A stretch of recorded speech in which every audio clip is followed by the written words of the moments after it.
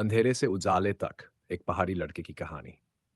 उत्तराखंड के एक छोटे से गांव में हिमालय की गोद में बसा हुआ एक लड़का रहता था, अर्जुन। उसका परिवार बहुत गरीब था। उसके पिता एक छोटे किसान थे और माँ घर का सारा काम संभालती थी। गांव में स्कूल था, लेकिन साधन बहुत सीमित थे। न किताबें, न अच्छी क्लासरूम और न ही इंटरनेट या मोबाइल। अर्जुन बचपन से ही बहुत जिज्ञासु था। उसके अंदर कुछ कर गुजरने की आग थी। वह रोज स्कूल से आकर खेतों में अपने पिता की मदद करता और रात को लालटेन की रोशनी में पढ़ाई करता।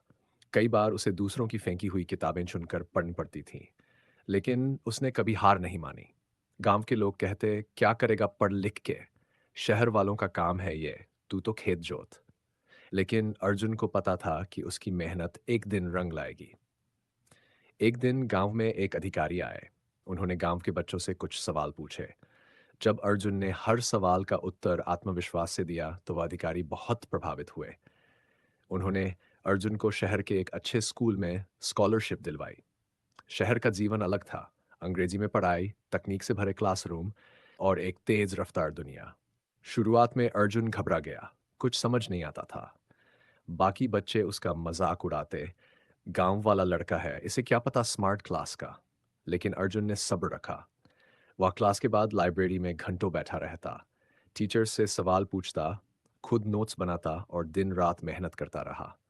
3 साल बाद वही अर्जुन जिसने अंग्रेजी बोलने में हिचकिचाहट महसूस की थी, इंटर स्कूल डिबेट प्रतियोगिता जीत गया। उसने पूरे राज्य में टॉप किया और आईआईटी में दाखिला मिला। लेकिन कहानी यहीं खत्म नहीं होती।